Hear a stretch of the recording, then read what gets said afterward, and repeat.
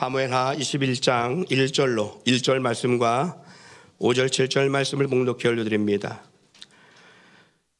다윗의 시대에 해를 거듭하여 3년 기근이 있으므로 다윗이 여호와 앞에 간구하며 여호와께서 이르시되 이는 사울과 피를 흘린 그의 집으로 말미암음이니 그가 기본 사람을 죽였음이니라 하시니라. 그들이 왕께 아뢰되 우리를 학살하였고 또 우리를 멸하여 이스라엘 영토 내에 머물지 못하게 하려고 모한 사람의 자손 7사람을 우리에게 내주소서. 여호와께서 택하신 사울의 고을 기브아에서 우리가 그들을 여호와 앞에서 목매어 달겠나이다 하니 왕이 이르되 내가 주리라 하니라. 그러나 다윗과 사울의 아들 요나단 사이에 서로 여호와를 두고 맹세한 것이 있으므로 왕이 사울의 손자 요나단의 아들 무비보셋은 아끼고. 아멘.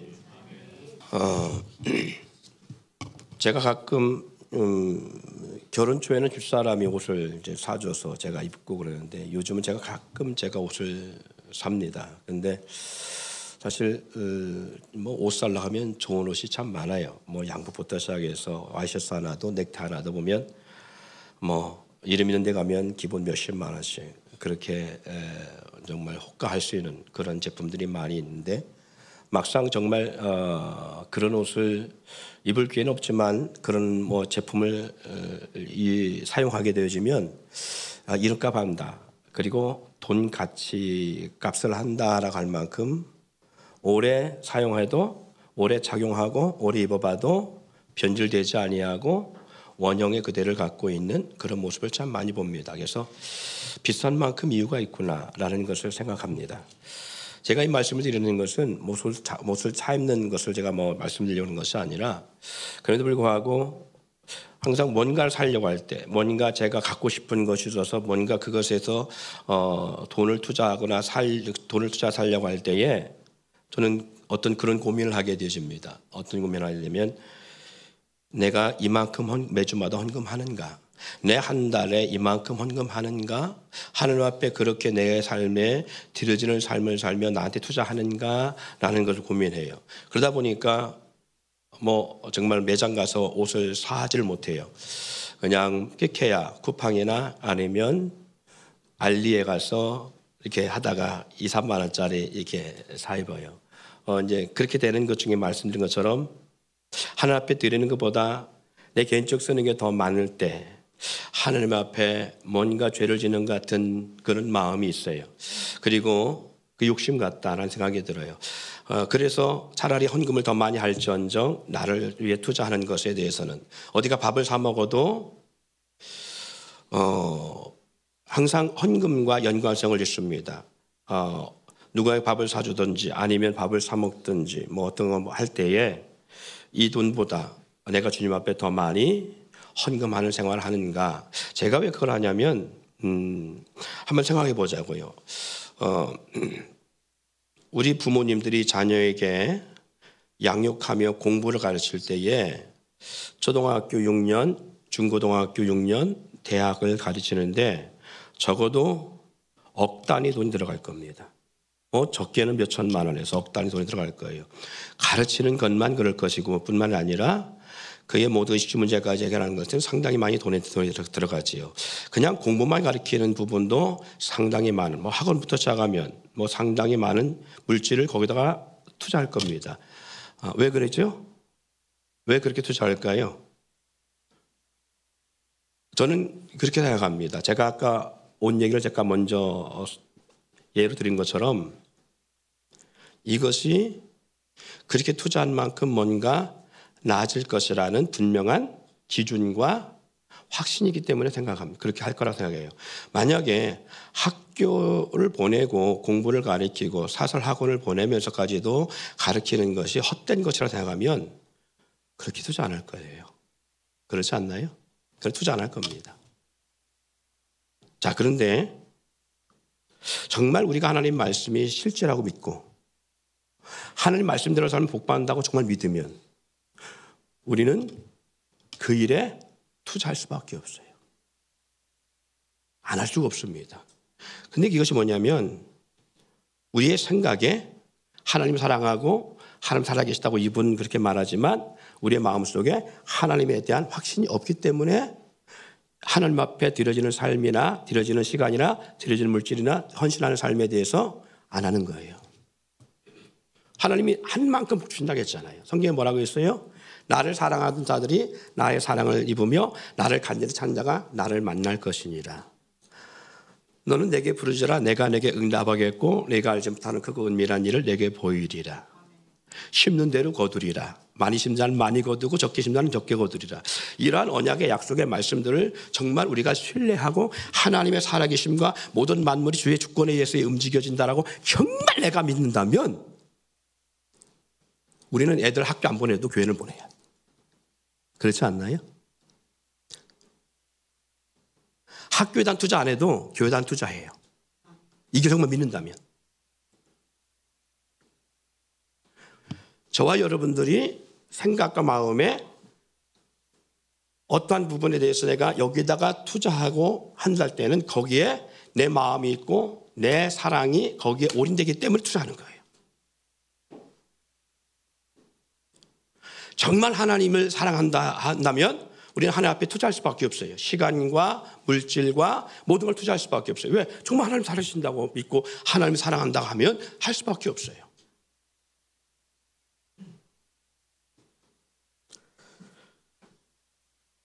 (2024년) 한 해 동안 언약을 지키는 해, 언약을 지키는 교회라고 하는 슬로건을 가지고 지난 52주를 달려왔습니다. 51주 이상을 달려오면서 우리가 생각해 보자고요. 하나님은 어떻게 역사하시냐면 하나님은요 언약 가운데 역사했습니다. 언약을 통해 역사했어요. 언약을 넘어서 하나님 역사한 적은 없어요. 왜? 그게 무질서거든요. 제가 지난 금요일 날도 그런 기도를 했습니다마는 불법을 행할 수는 있어요. 불법을 저지를 수 있어요. 사람이 습관적으로든지 어떻게 하든지 실수든지 불법을 저지를 수 있어요. 그런데 법을 어기고 법을 무시하고 살아가는 것은 그것은 어떻게 보면 공동체에서 엄청난 문제가 발생할 수 있는 부분이에요. 사람은요 기계처럼 정확할 수 없기 때문에 때로는 법을 어길 수가 있어요. 실수를 통해서든지 어떻게든지. 그러나 불법을 행하는 것은 그것은 어떻게 보면 큰 문제를 야기할 수 있다는 거예요. 하나님께서 우리 가운데 하나님의 언약된 약속의 법을 어기시고 하나님의 감정대로 하신다. 그럼 우리는 하나님을 신뢰할 수 없어요. 저 개인적으로 저는 공동체 가운데서 어떤 사람들을 제일 용납하기 힘드냐면 그런 부분이에요. 어떤 그런 규칙과 법칙과 나름대로의 이 약속이라든가 어떤 이런 부분 규율이 있음에도 불구하고 그것을 어기고 리더자가 자기 마음대로 하거나 그 공동체 지체 가운데 그렇게 행하는 사람들 보면 너무 힘들어요. 왜냐하면 예측할 수가 없으니까. 예측할 수 없으니까 너무 힘들어요. 그래서 제가 총회 일도 작년까지 딱 하고 딱 그만두게 되어진 결과도 그거예요. 아직도 교용의 교육국에 속해 있습니다마는 교육국 리더자 한 사람의 리더자가 그렇게 행해요. 감정대로 일을 처리하고 감정대로 행정을 처리하고 감정대로 뭔가를 일을 해요. 그러면 그거 저한테는 너무 벅찬 거예요. 그래서 저는 젊을 때야 건강이 있고 뭐 에너지가 있으니까 뭐 그 부분을 수용하지만 이제는 그렇게 수용할 수 있을 만큼 여유가 없고 그런 몸이 아니기 때문에 내가 내 건강을 위해서는 이렇게 살면 안 되겠다. 그리고 이런 어떤 이런 대상하고 옆에 있으면 안 되겠다. 어떤 그런 이유도 있어요. 여러분 어떤지 모르겠어요. 여러분은 어떤 사람을 가장 옆에 용납하기 쉽지 않은 대상인지 모르겠어요. 근데 저 같으면 개인적으로 그게 제일 힘들어요. 그래서 제가 가끔 그런 게 아니라면 약속을 안 지키는 사람, 시간 약속을 안 지키는 사람, 그리고 약속하는 것을 변기하는 사람, 이걸 제일 힘들어한다고 했잖아요. 어떤 이유? 그렇게 물질이든 시간이든 뭔가 약속한 것에 대한 어떤 불이행의 모습이 있으면 되게 힘든 부분들이 그런 부분들이라고 해요. 왜냐하면 그건 어떻게 공동체 안에서는가 아니면 너와 나 사이에 규칙이거든요. 서로 지키겠다고 서로를 위해서 배려하는 마음속에 세우는 것들이잖아요. 예를 들자면 그런 것들이에요. 그런데 갑자기 일을 펑크낸다든가 갑자기 약속을 깬다든가 그러면 너무 어떤 부분 힘든 부분들이 있다라는 거예요. 일방적인 어떤 시간을 정해놓은 것도 문제지만 일방적인 어떤 약속을 깨는 것도 서로 간의 그런 교율에 힘든 부분들이지요. 물론 완벽할 수는 없습니다. 모든 사람들이. 저도 마찬가지고. 그런데 우리 하나님도 마찬가지입니다. 하나님이 하나님의 약속이라는 언약을 두고 언약대로 행하지 아니하고 하나님의 감정, 우리가 인간의 감정처럼 일을 하신다면 우리는 하나님을 신뢰할 수가 없는 거예요. 그런데 놀라운 것은 하나님은요, 수천 년 동안 역사하신 가운데에 사람과 약속을 하나님 반드시 지켰고 약속대로 하나님은 일을 행하셔요. 여러분 성경을 뭐라고 말하지요? 다른 말로 성경은 뭐와 뭐로 나누지요? 신약과 구약으로 나누지요. 여러분 이 약자가 무슨 약자인 줄 아십니까? 그렇지, 언약이라는 의미입니다. 두 권의 책으로 이루어지는데 구약과 신약, 왜 신구약 성경에 약이라고 표현하고 있느냐 하면 바로 약속, 언약이라는 하나님의 언약이라는 의미를 갖고 있다는 얘기예요.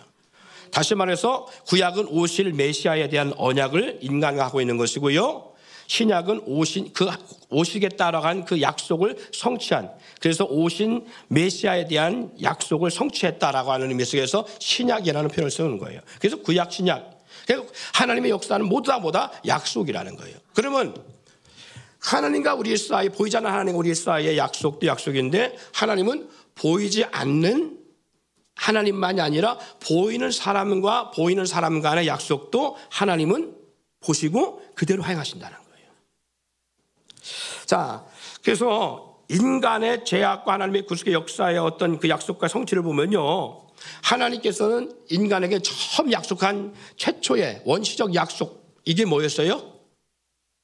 하나님의 형상대로 사람을 창조하시고 뭐라고 사람과 하나님 사이의 약속을 정하셨지요? 처음 약속, 선악을 알게 한 나무 열매를 따먹지 말라. 먹는 날은 어떻다는 거예요? 죽으리라 그랬어요. 죽으리라. 이게 하나님과 인간 사이의 처음 언약의 약속이었어요. 그러면 하나님과 인간 사이의 약속이 정해졌으면 인간은 그걸 지켜야 되는 거잖아요. 그렇죠? 약속을 지키지 못하고 그 언약의 약속을 깨뜨려서 선악을 따먹게 되어지는, 뱀의 미혹으로 말미암아, 마귀의 미혹으로 말미암아 선악의 약속을, 하나님과 약속을 깨뜨리고 그 선악의 열매를 따먹게 되어지는 역사의 죄를 범합니다. 약속을 깬 거죠, 일방적으로. 그러면 뭐가 돼야 되는 거예요? 반드시 죽어야 되는 거예요. 누가? 인간이 죽어야 되는 거예요. 예. 왜? 약속이니까, 언약이니까. 그런데 하나님이 인간을 살리기 위해서 하신 방법이 있었어요. 그런 죽을 수밖에 없는, 그 결과로 죽을 수밖에 없는 인간을 살리기 위해서 하나님이 선택한 방법이 뭐예요? 반드시 죽어야 되는 건 죽어야 되는 거잖아요. 그 선택한 방법이 뭐예요? 인간을 대신해서 그 죄로 인하여 인간을 죽여야 되는데, 인간을 살리려고 인간을 대신해서 누가 죽어요? 짐승이 죽잖아요. 그래서 죽은 희생의 짐승의 가죽옷을 죄 가운데 있는 인간에게 덮어주심으로 말미암아 인간을 살리시고 짐승이 죽어지는 역사가 이루어진 거예요. 하나님은 약속을 변기하거나 약속을 깨트리시는 분이 아니에요. 그 약속 깨트리면 누구에게 결국은 정죄를 당하느냐 하면 마귀가 정죄를 당할 수밖에 없는 거예요. 그래서 하나님은 하늘 왕국의 약속을 반드시 지켜내시는, 근데 지켜내시는데 죽을 수밖에 없는 인간 살리시려고 대속의 역사를 이루시는데 짐승을 대신 죽이고 인간 살려내셔요. 이것이 원시복음이에요. 그리고 이 역사는 언제 온전하게 완성되냐면 짐승이 죽어지는 역사가 구약의 내내 이루어지고 있다가 2000년 전 당신의 아들 예수를 이 땅에 모셔서 모든 인류의 죄를 그에게 담당하시고 우리가 죽어야 되는 죄성을 그에게 다 짊어지게 하시고 그가 대신 모든 죄를 대신 짊어지고 십자가의 죽음을 통하여 머리로 지은 죄, 손과 발로 지은 죄, 마음으로 지은 죄, 온몸으로 세포까지 지은 죄를 그분에게 다 짊어지게 하시고 우리를 구원하신 거예요. 이게 언약의 역사고 하나님은 언약대로 이루신 역사입니다. 하나님의 방법을 통해 하나님의 언약 역사는 한 번도 깨진 적이 없어요. 그리고 그 역사를 온전하게 이루시기 위해서, 우리 인간을 온전하게 구원하시기 위해서 하나님의 그리스도를 통해서 완전한 성취를 이루내셔요. 이게 완성입니다. 자, 오늘 본문 말씀 봅니다. 오늘 본문 나타난 하나님의 언약과 역사를 보세요. 자, 준비됐으면 영상 봅니다. 두 번째 단락은요, 제 설교, 제 메시지고 하지 아니하고 영상으로 대신합니다. 이스라엘 땅에 나타난 3년의 기근의 역사가 나타납니다. 왜 갑자기 이스라엘 땅의 기근으로 인해서 그들이 삶에 지독하게 어려운 환경으로 처해졌는지 몰랐어요. 근데 그 이유가 어디다가 나타나느냐, 왜 주어졌는가를 우리가 본문 말씀 읽었습니다만은, 자, 영상 보여주세요. 자손 7을 내어 주소서.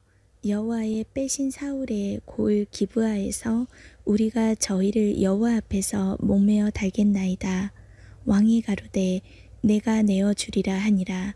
그러나 다윗과 사울의 아들 요나단 사이에 서로 여호와를 가리켜 맹세한 것이 있으므로 왕이 사울의 손자 요나단의 아들 무비보셋은 아끼고. 다윗 시대에 3년 기근이 들었습니다. 다윗이 하나님께 기도를 여쭤보니 사울이 기브온 사람들을 죽인 일 때문임을 알게 되었습니다. 기브온 족속은 이스라엘 주변에 거주하던 이방 민족이었는데 여호수아 시대에 하나님을 두려워함으로 이스라엘 백성을 속이고 멀리서 온 민족으로 가장하여 들어와 목숨을 부지했던 족속입니다.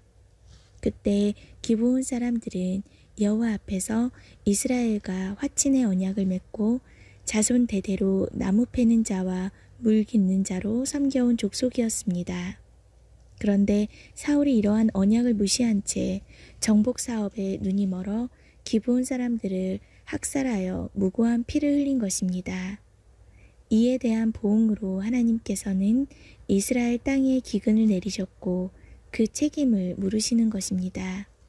결국 기브온 사람들을 학살하고 이스라엘 진영에서 내쫓은 사울의 자손 7을 택하여 목을 매달아 죽게 하였고 그 후에야 기근이 멈추었습니다. 여기서 주목해야 할 부분은 다윗이 요나단과 세운 언약 아래에 있었던 무비보셋은 화를 면하게 되었다는 것입니다.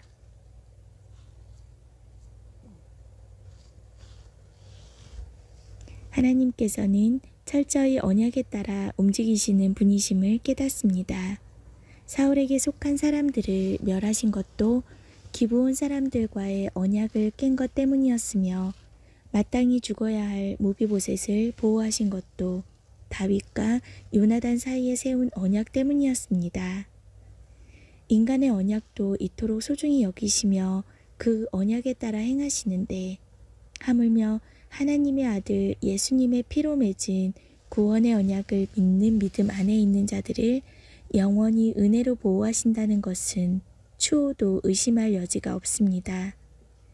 이제 이 은혜의 언약을 무시하고 내 안에서 불법을 행하는 육신의 것들을 전부 색출하여 십자가에 매달아야 합니다. 오늘도 내 안에 은밀히 숨어서 은혜의 언약을 훼손하고자 하는 육신의 잔당들을 끌어내어 십자가에 처형시키는 하루가 되어야겠습니다.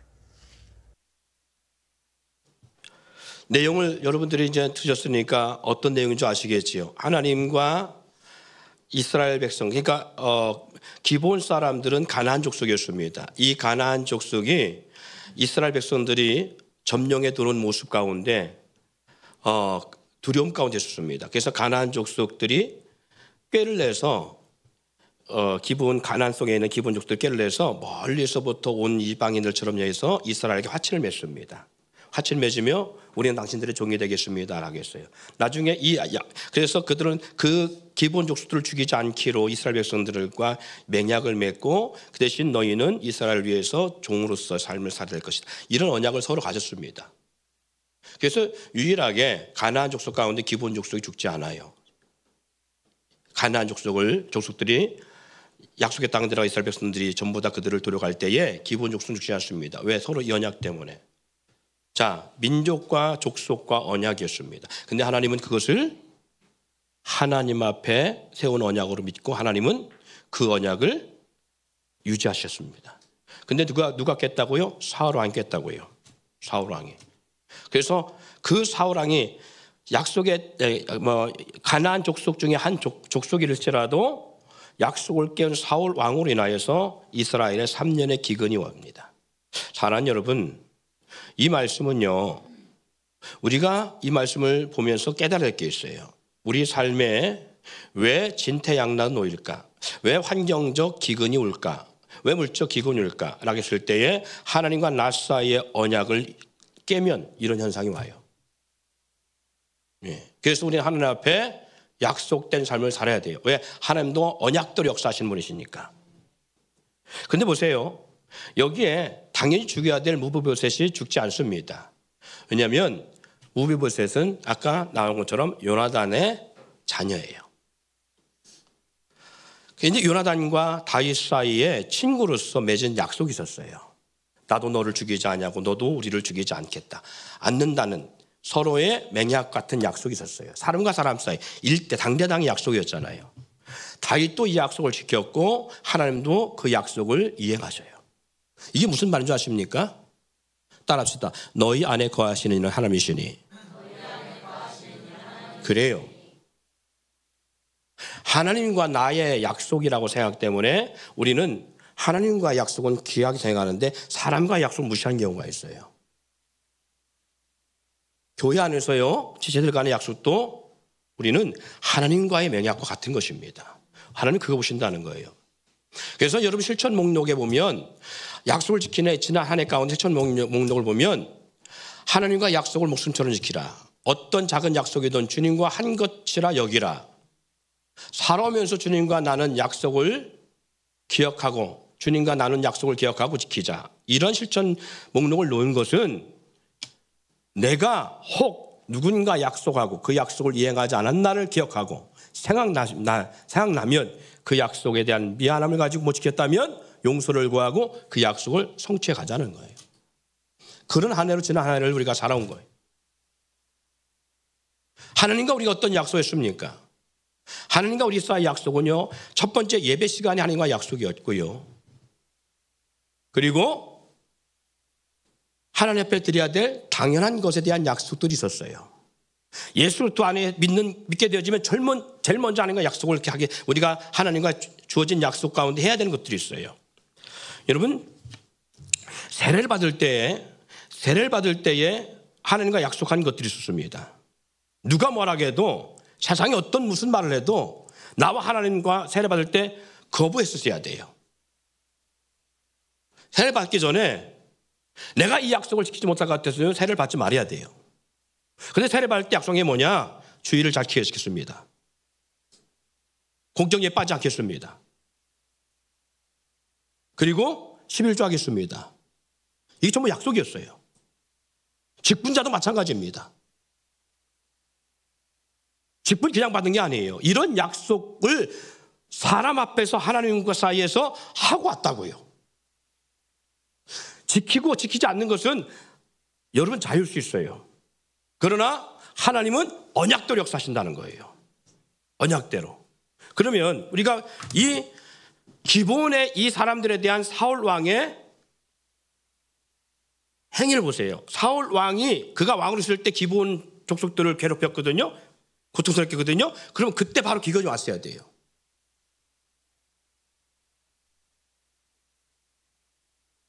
근데 어느 때 온 줄 아십니까? 다윗이 왕이 됐을 때 왔어요. 하나님은요, 우리가 잘못할 때 바로 치면 우리가 바로 깨닫잖아. 그걸 두려워서 했잖아요. 근데 그렇지 않아요. 하나님은요, 그렇게 하지 아니하고 그 공동체, 그 그룹에 안정됐을 때 역사가 일어나요. 어제 어느 전사님이, 신학 전사님이 저한테 상담을 하고 해서 한 40분 이상을 대화를 했던 것 같아요.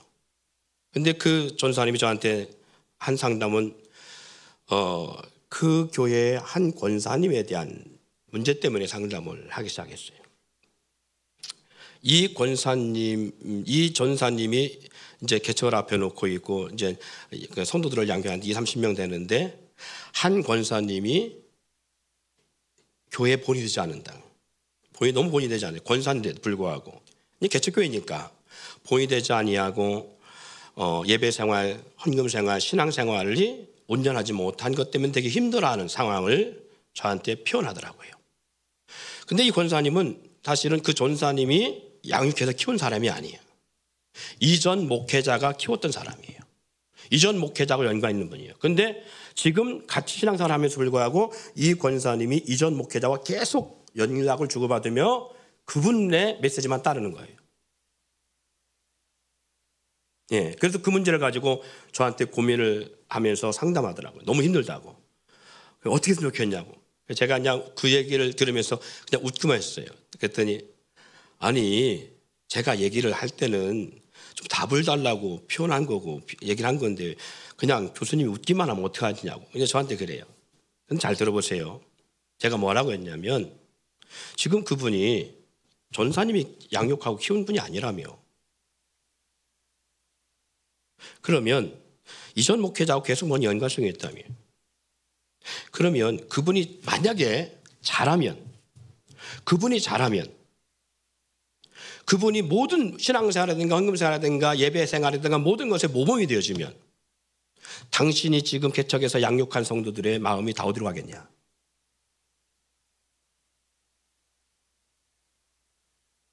그 권사님의 말에 의해서 다 움직여지는 게 됩니다. 근데 당신이 보기에 전사님 보기에 영적 생활이라든가 신앙생활이 온전치 못하다고 하는 것은 성도들도 그걸 보고 있다. 그러면 나중에 당신이 전도해서 당신의 손으로 양육하고 키운 성도들이 온전하게 되어진 이후에 하나님이 어떻게 갚아내는가를 보라고. 저는 25년 동안 이것을 역력히 본 사람이다. 그러니까 그 권사님의 그런 행동은 당신이 목회하는데 유익을 줄 수 있으니까 절대 그것 때문에 마음 아파하지 말라고. 하나님이 언제 갚으시느냐? 교회가 든든해서 그 권사님이 사라져도 교회가 요동치지 않는 상황이 벌어지면 하나님은 거둬가십니다. 걷어내시고 뽑아내십니다. 그러니까 그것 때문에 염려하지 마세요. 하나님은요, 양을 더 돈독하기 위해서 반드시 염소를 둔다고 했어요. 이스라엘 가운데는요, 양떼 사이에 염소를 둡니다. 그 이유가 양들로 하여금 병들지 않게 하는 방법 중에 하나예요, 그게. 그랬더니 제가 그걸 표현했더니 이 전사님이 그동안 몇 년 동안 앓고 있던 마음의 짐을 딱 내려놓고 해답 얻었다고 기쁨으로 돌아가더라고요. 왜냐하면 이것은 가정치가 아니라 제가 목회하면서 그걸 역력히 봤기 때문에 그래요. 여러분 지금 내가 하나님 앞에 뭔가 잘못하고 있는데 하나님이 가만 놔두고 있잖아요. 아 그럼 내가 이 일을 계속해도 되는가 보다. 예배 생활 그냥 피실패할 밀고 두고 그리고 영적 생활 그냥 이렇게 대충 해도 되는가 보다. 아니요. 교회 때문에 예비두는 거예요 지금. 교회 공동체를 예비두는 거예요. 왜? 지금만 예를 들어 아까 전사님 얘기했습니다만 그 권사님이 지금 하나님이 심판하시면 그 교회는 여러 가지로 힘들어집니다. 그래서 하나님 내비두시는 거예요. 언제? 요동되지 않는 환경에 올 때까지. 그래서 제가 그랬습니다.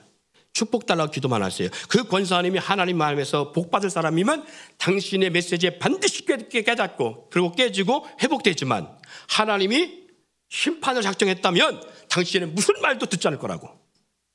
여러분 엘리의 두 아들 보세요. 엘리가 그렇게 권면했습니다. 그리고 모든 백성들의 원성이 그 두 아들에게 향했습니다.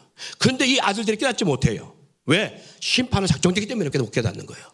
그러나 하나님이 그들을 살리시려고 하고 하나님이 그들에 대한 궁율이 있고 그들을 복주시려고 했다면 회개 역사가 일어납니다.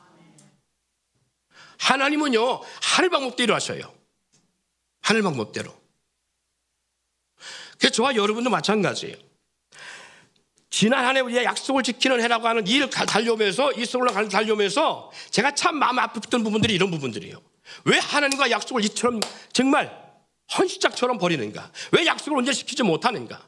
목숨 걸고 지켜야 되는 하나님과의 맹약, 하나님과 언약, 하나님 우리를 위해서 모든 약속을 내주시고 약속대로 하셨는데 우리는 그 약속을 따르지 않고 있고 우리도 하나님과 한 약속을 우리는 스스로 배반하고 있다. 참 마음이 아팠어요.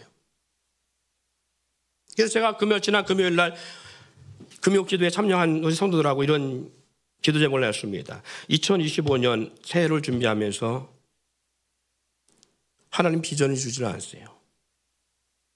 꿈을 주지 않아요. 비전을 주지 않아요. 2025년은 계획을 주지 않으셨어요. 지금까지 기도해도 답이 없어요. 딱 하나만 나와요.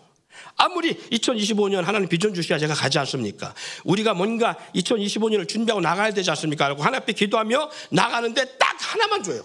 계속 그렇게 기도해도 딱 하나만 줘요. 회개의 내용만 줘요. 회개하라, 회개하라. 이거밖에 안 주시는 거예요. 지금 계속.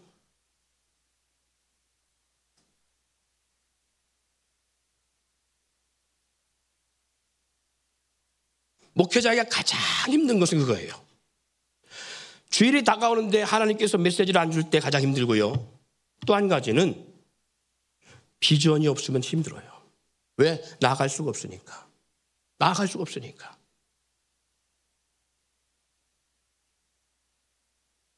연단 속에 돈 없는 것도 살아갈 수 있고 형편이 어려운 것도 살아갈 수 있고 다 살아갈 수 있어요. 그런데 가장 힘든 게 뭐냐면 하나님이 꿈을 안 줄 때 힘들어요. 하나님 비전 안 줄 때. 어떻게 하라고? 가장 힘들어요. 그래서 25년을 회개해로 정해야 되는 건지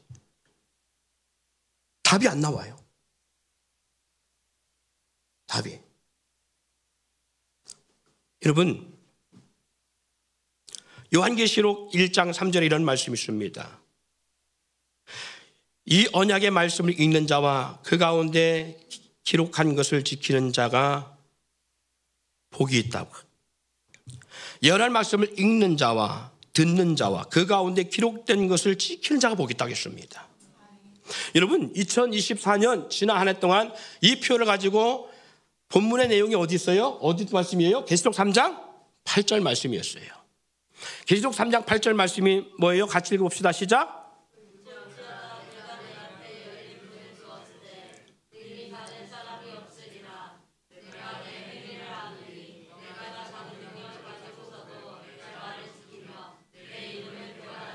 아멘. 작은 능력을 가지고도 주의 말씀을 배반하지 않고 지키고 그 이름을 지켰다라는 거예요. 여러분, 교회는요, 성도가 많고 적음의 문제가 아닙니다. 하나님 앞에 우리가 어떻게 하나님과의 약속을 지켜나가느냐가 중요한 거예요. 왜? 하나님이 약속대로 역사하시니까. 하나님은 감정대로 역사하는 게 아닙니다. 약속대로 역사하시는 분이십니다.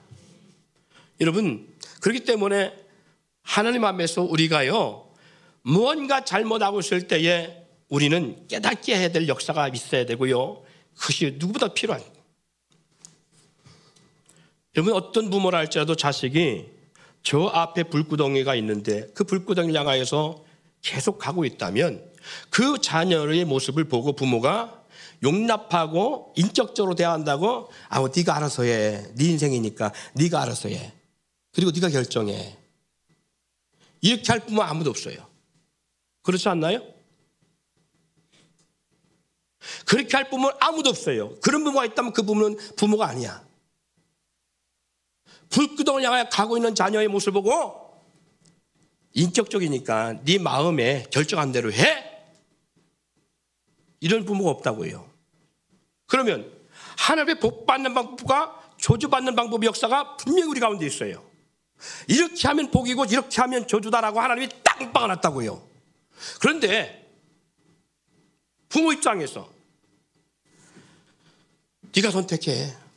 네 인생이니까. 이건 부모가 자녀를 내방쳐 놓는 거예요. 망하도록 내방쳐 놓는 거예요. 그러면 그런 부모는 자녀에게 공부 가르칠 이유가 없어요. 자녀에게 그 비싼 수업료 들어가면서 그 많은 돈을 들어가면서 공부 가르치는 이유가 뭐예요? 자녀 잘대로 가르치는 거예요. 그렇지 않나요? 그런데 복받는 방법이고 저주받는 방법이 있는데 저주받는 방법의 길을 가고 있는데 부모가 신앙 안에서 그것을 터치하지 아니하고 그걸 용인하고 용납하고 있다. 네 인격이니까 네가 그걸 알아서 해. 네가 결정해. 이것처럼 막대 먹은 부모가 없는 거예요. 근데 우리는 이걸 인격으로 생각해. 그렇게 스스로 알아서 하길 내비두는 게 인격으로 생각해요. 그 인격이 아니에요. 자식 망하도록 내비두는 거지. 정말 부모가 자녀를 사랑한다면요, 매를 들어서라도 강권하여 저주의 길을 가지 못하게 만들고 불길 속으로 들어가는 것을 막아야 되는 거라고요. 이게 진짜 자녀를 사랑하는 부모지. 육신이 망하여 가는 것을 그냥 용인하고 있는 게 그게 인격이냐? 아니라는 거지. 왜 사사시대가 저물어가면서 이스라엘이 왜 고통을 당하고 왜 점점 패망하는 국가로 전락되졌느냐? 그들의 마음에 옳은 소견들 행하였기 때문에 그래요. 그것을 그냥 두고만 있었기 때문에 그래요. 오늘 우리 마찬가지입니다. 그래서 오늘 신명기서 이런 말씀이 있어요. 복과 저주의 역사의 말씀을 다 오늘 여기 담고 있는데, 여러분 자 신명 28장을 펴세요. 세 번째 단락은 오늘 신명 28장으로 대신합니다. 신명 28장 1절 14절을 우리 다음 세대인 유초등부, 중고등부, 청년부까지, 자 신명 28장 1절 14절까지는 다음 세대가 읽고요, 15절로부터 24절까지는 기성세대가 읽어주시기 바랍니다. 자 우선 거기까지만 두 단락만 한번 해볼게요. 28장 1절부터 14절 다음 세대가 같이 한 통성을 읽습니다. 시작.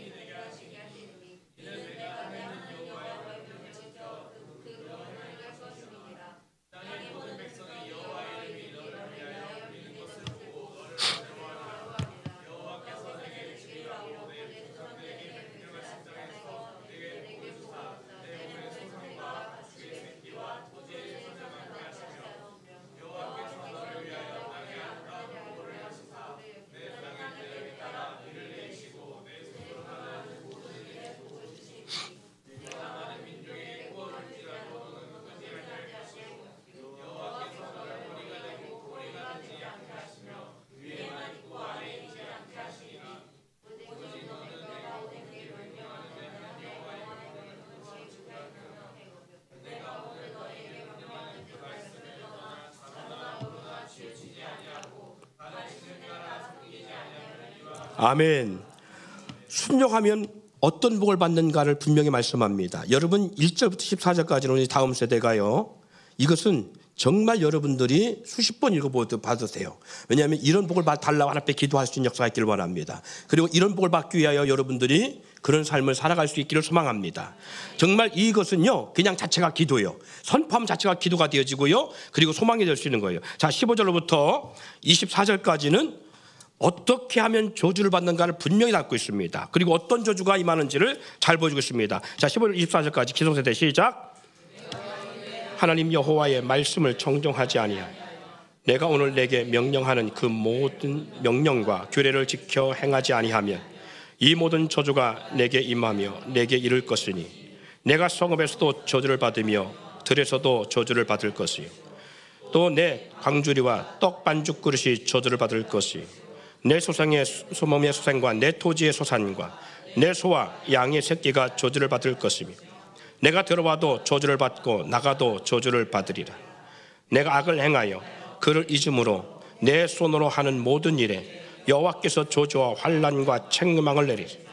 망하며 속히 파멸하게 하실 것이며 여호와께서 내 몸에 연병이 들게 하사 내게 들어가 차지할 땅에서 마침내 너를 멸하실 것이며 여호와께서 파명과 열병과 염증과 학질과 한재와 풍재와 썩은 재앙으로 너를 치시리니 이 재앙들이 너를 따라서 너를 진멸하게 할 것이라.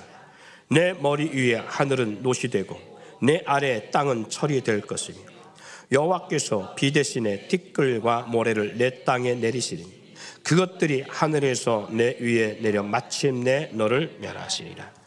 여호와께서 내 적군 앞에서 너를 패하게 하시리니 내가 그들을 치러 한 길로 나가서 그를 앞에서 7길로 도망할 것이며 내가 또 땅의 모든 나라 중에 흩어지고 내 시체가 공중에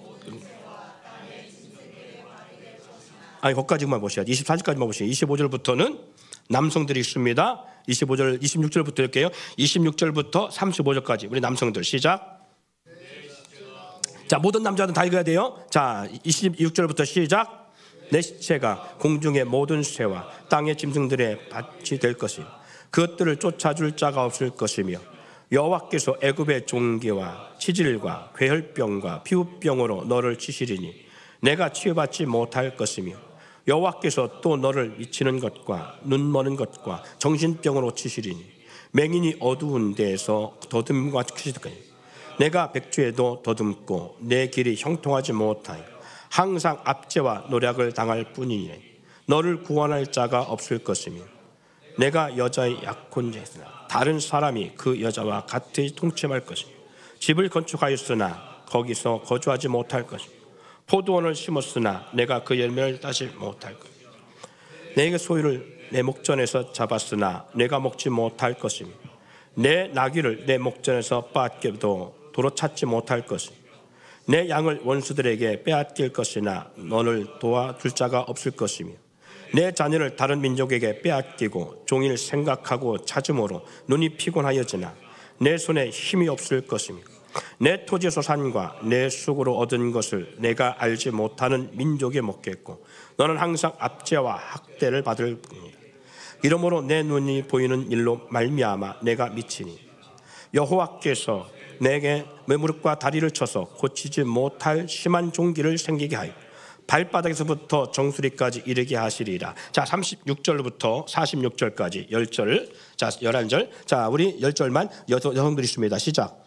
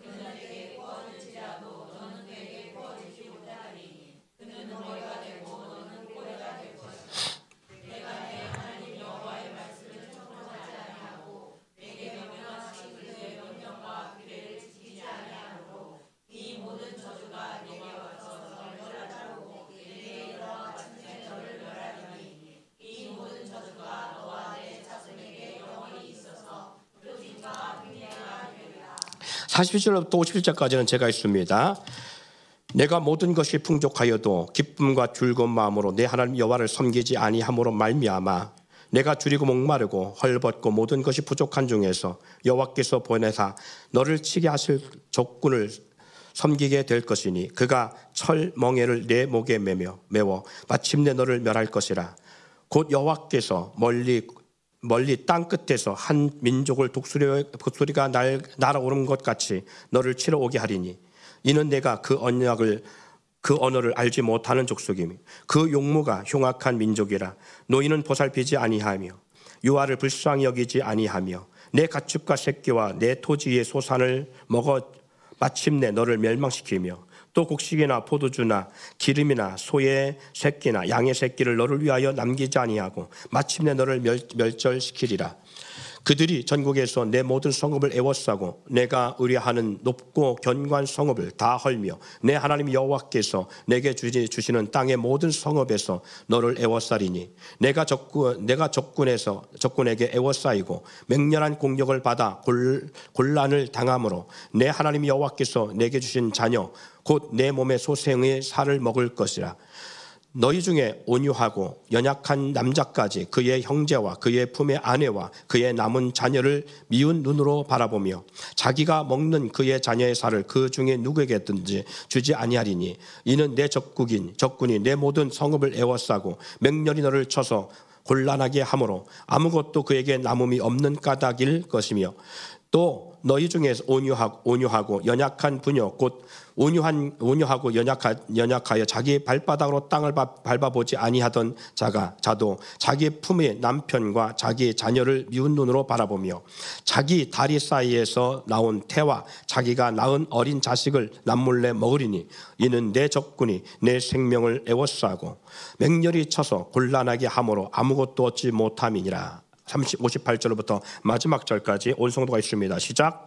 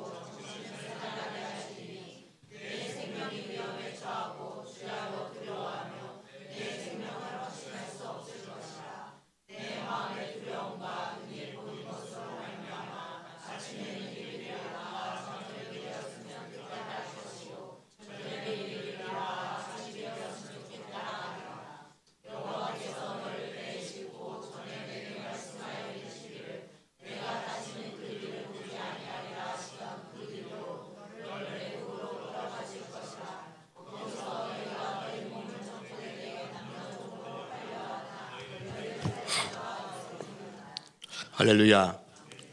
이스라엘 백성들이 이 예언의 말씀처럼 그리고 이 생사화복의 메시지처럼 그들이 하나님을 떠나고 우상을 숭배하고 하나님을 미워하고 다른 신상을 더 좋아하실 때에 하나님이 이스라엘 백성들에게 이 예언의 말씀대로 그대로 했어요. 그래서 이스라엘 백성들이 우리가 잘 아는 대로 아방 시대 때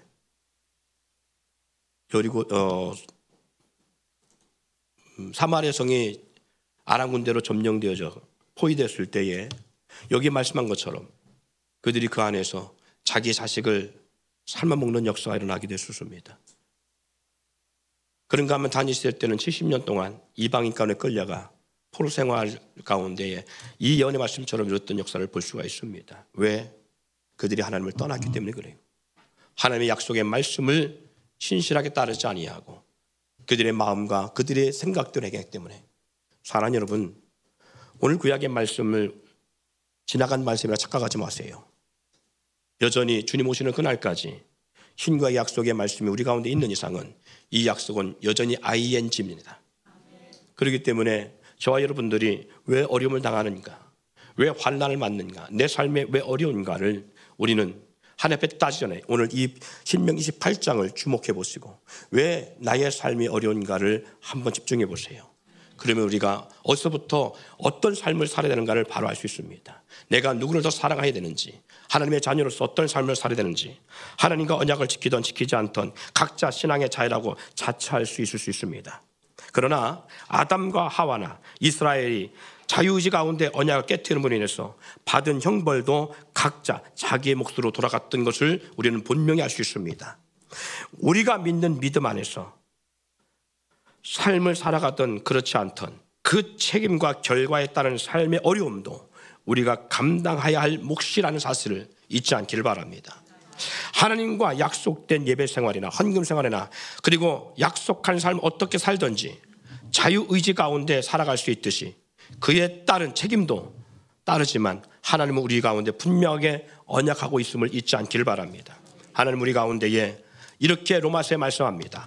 아들도 아끼지 아니하고 내어주시니까 모든 걸 너희에게 주시지 않겠느냐. 아들도 아끼지 않냐고 내어주신 하나님의 약속의 언약의 약속, 그리고 그 다음에 뭐라고 선포하겠다고요? 모든 걸 너에게 더하지 않겠냐, 주지 않겠느냐. 결코 하나님의 사랑에서 어느 무엇도 끊을 수 없음을 언약하고 있습니다. 이 말씀은 주님의 뜻대로 살면 주님은 세상에 어떠한 환경이 닥쳐도 하나님께서는 하나님의 사람들을 보호하시고 지키시고 복 주신다는 말씀이에요.